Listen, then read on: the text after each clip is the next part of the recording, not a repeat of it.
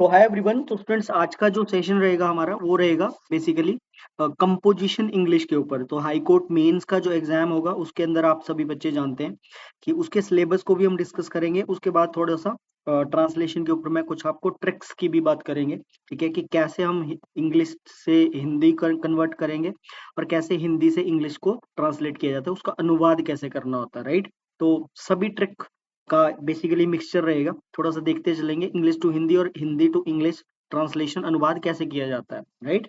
तो देखेंगे composition English इसको बोलते हैं। एचपी हाई कोर्ट का जो मेंस है, अभी प्रीलिम्स का रिजल्ट नहीं आया है, इसका जो प्री हुआ है, तो मोस्टली बच्चों को जिनको ये लगता है कि मेरा प्री क्लियर हो जाएगा, तो अभी से आप इसकी प्रिपरेशन तैयार करें, प्रिपरेशन जारी रखें, राइट। तो इसमें मैं सारी क्लासेस आपको प्रोवाइड करूंगा फ्री ऑफ कॉस्ट, इसके कोई भी चार्जेस आपसे नहीं लिए जाएंगे। तो यूट्यूब पे जितनी भी आपको ट्रांसलेशन की हिंदी टू इंग्लिश या इंग्लिश टू हिंदी ट्रांसलेशन या इफेक्टिव ऐसे कैसे लिखना है, तो वो सारा हम देखते चलेंगे, ठीक है। तो कंपोजिशन इंग्लिश इसको बोलते हैं। तो हाई कोर्ट मेंस का आज हमारा ये लेक्चर 1 रहेगा, राइट। सबसे पहले बिफोर स्टार्टिंग द सेशन हम थोड़ा सा देख लेते हैं इसका सिलेबस। तो रिटन टेस्ट होगा मेंस में और इसके जो मैक्सिमम मार्क्स रहेंगे वो 80 मार्क्स का ये पेपर होगा और इसके लिए आपको टाइम मिलेगा 2 घंटे, राइट। सब्जेक्ट इसके अंदर क्या है, इंग्लिश की अगर हम बात करें तो इसमें एक बच्चे ने एक ऐसे लिखना है, ठीक है। तो 500 वर्ड्स का, अर्लियर ये 300 वर्ड्स का शायद लिखना होता था, लेकिन अब की बार इसमें आपको 500 वर्ड लिखने हैं। अब ऐसे तो देखो सभी बच्चे लिखेंगे एग्जाम में, लेकिन आपको ही एग्जामिनर मार्क्स ज्यादा क्यों देगा, तो उसके लिए क्या टिप्स एंड ट्रिक्स होते हैं, तो ऐसे राइटिंग के ऊपर भी हम क्लासेस करेंगे फर्दर, ठीक है। लेकिन आज का सेशन हम थोड़ा ट्रांसलेशन के ऊपर रखेंगे।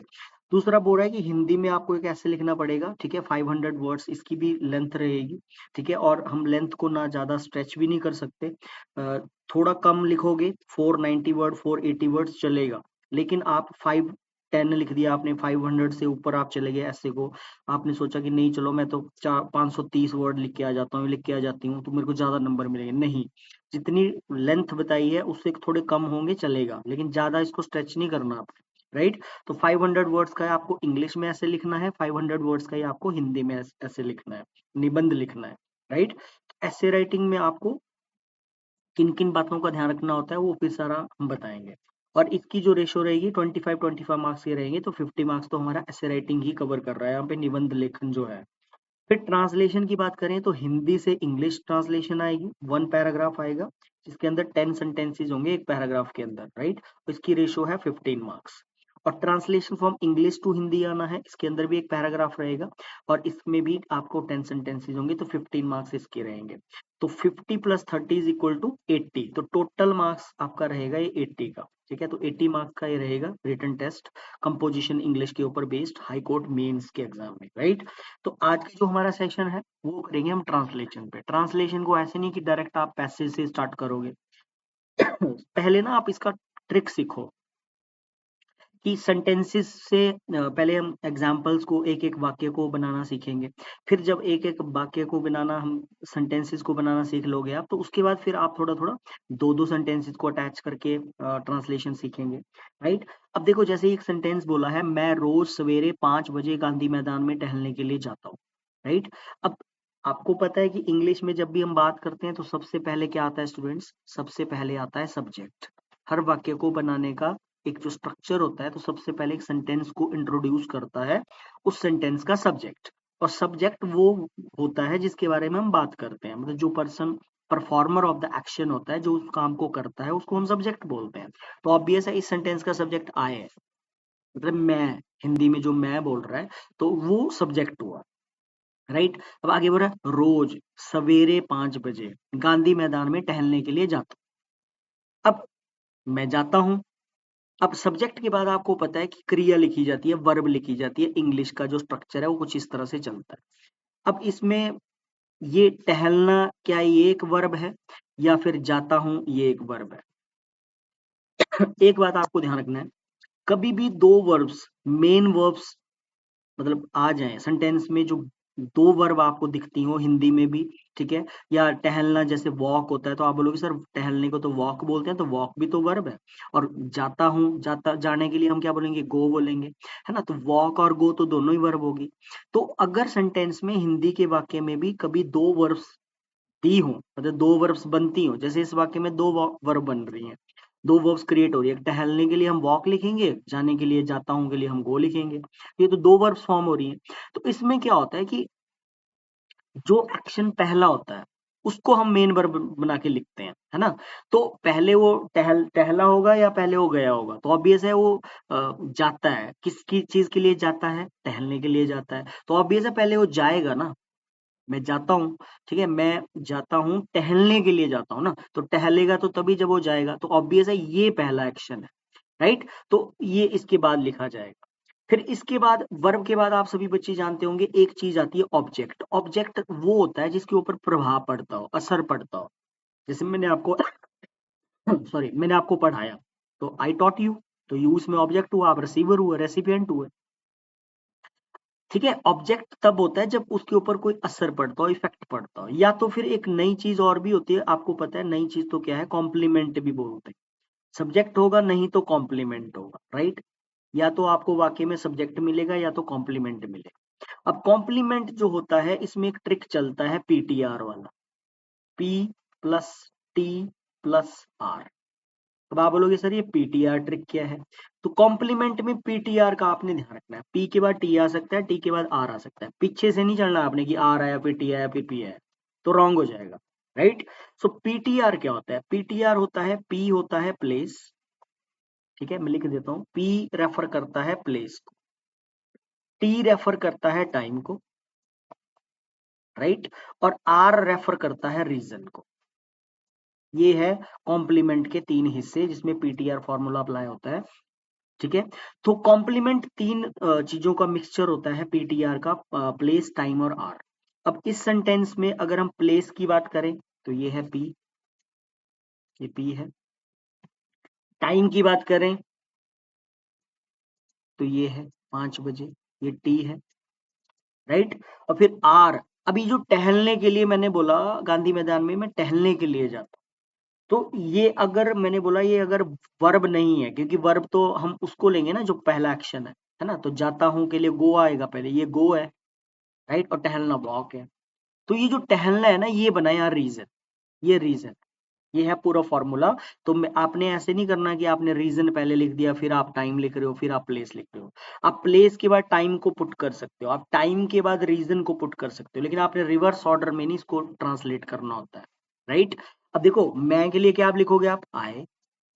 अब आप ऐसे नहीं बोलोगे आई, आई वॉक डेली, है ना, ऐसे नहीं बनेगी इसकी ट्रांसलेशन, क्योंकि हमने यही फॉर्मूला लगाना है, सब्जेक्ट के बाद वर्ब फिर ऑब्जेक्ट, ऑब्जेक्ट या तो कॉम्प्लीमेंट, कॉम्प्लीमेंट में आ गया पीटीआर, राइट। तो आए, अब आए मैं जाता हूँ, मैं जाता हूँ, क्योंकि इसकी वर्ब ये थी, तो आए के साथ क्या आएगा, गो, राइट। जब आपने गो लगा दिया, और आपको पता है गो के बाद, वेंट के बाद, गॉन के बाद, गोइंग के बाद, गोस के बाद हमेशा ही टू आता है अगर आगे प्लेस हो। अब आपने लिख दिया I go to, I go to, right. तो सब्जेक्ट के बाद वर्ब आ गई, अब वर्ब के बाद क्या है, कॉम्प्लीमेंट है, कॉम्प्लीमेंट में क्या लिखना है हमने, पीटीआर फॉर्मूला। तो कहाँ जाता हूं मैं, क्या क्या लिख दूंगा, गांधी मैदान, गो टू गांधी मैदान। फिर टाइम कितने बजे जाता हूँ, 5 बजे जाता हूँ, तो क्या लिख दूंगा, आई go to Gandhi Maidan at 5 PM, right, at 5 o'clock, o'clock लिखो यार, AM PM की जगह हम लिख देंगे एट 5 o'clock, ऐसे लिख दिए, आई go to Gandhi Maidan at 5 o'clock, किस लिए जाता हूँ, रीजन आ गया, आई go to Gandhi Maidan at 5 o'clock for a walk. मैं ये वॉक पहले आगे ड्रॉप कर देता हूँ, मैंने आगे पूरा बना भी रखा है, मैं आपको स्ट्रक्चर बता रहा हूँ कि हम कैसे इसको ट्रांसलेट करेंगे, फॉर अ वॉक, WALK, तो फॉर अ वॉक लिख दिया, ये आ गया रीजन, राइट। तो हमारा यहाँ प्लेस भी हो गया, यहाँ हमारा टाइम हो गया, यहाँ हमारा रीजन हो गया, फॉर अ वॉक, ठीक है। रोज क्या है, ये एडवर्ब ऑफ टाइम है, चाहे फिर आप आगे डेली लिख दो, चाहे आप फिर आगे एवरी मॉर्निंग लिख दो।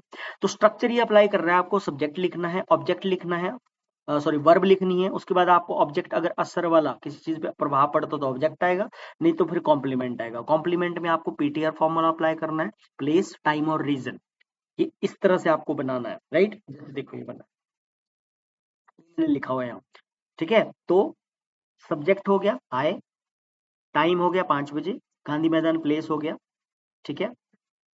फिर आपका रीजन हो गया, ठीक है। फिर आपका वर्ब आ गया।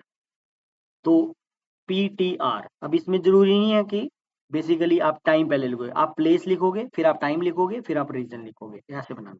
तो ये इसका मैंने पूरा बनाया। आई go to Gandhi Maidan at 5 o'clock in the morning for a walk, in the morning for a walk every morning, right.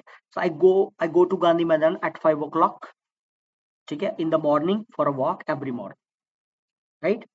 तो ये बेसिकली इस तरह से आपको फॉर्म करना है, यही स्ट्रक्चर आपको अप्लाई करते चलना है ट्रांसलेशन में, राइट। तो ये ऐसे बन जाएगा। आगे देखते हैं, अब ब्रेक डाउन करते हैं इसको।